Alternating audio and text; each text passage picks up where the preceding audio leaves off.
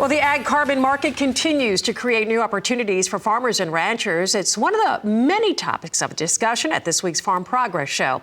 RFD-TV's Mark Oppel joins us now for an update with Agoro Carbon.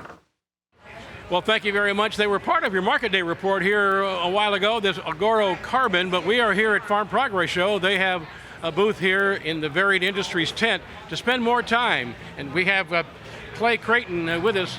Clay, thanks for your time today. Yeah, thanks a lot. You bet. You're on Market Day report earlier, but now we get to see it in person here at your booth. Talk about what is Agoro Carbon. Yeah, Agoro Carbon, we're a carbon credit company, obviously doing carbon offsets, but we're providing it for ranchers and row crop farmers both. So that kind of makes us a little bit unique in the space. And yeah, we've been in the business a little over 3 years now, and I've really seen it take off recently and excited to see where the trajectory goes. Yeah, tell us again what makes Agoro Carbon different and unique.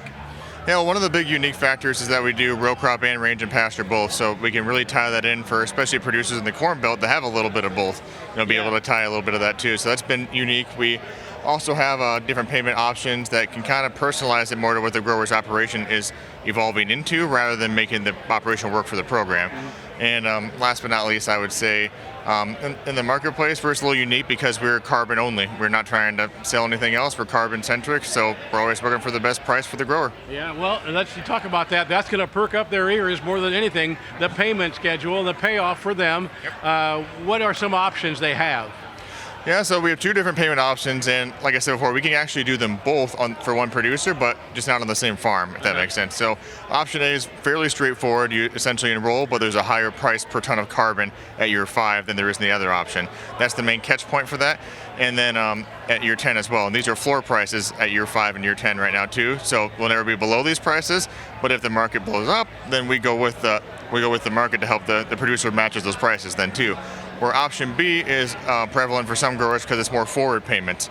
So we have a little bit of payment help for like a cover crop, so you can have a little bit of cash up front to help with a practice change, for example, and things like that. So they both have their advantages, and I like to be able to, like I said, personalize it to the grower. Yeah, which one, I mean, if you had to pick one that's more common, more popular, what would it be?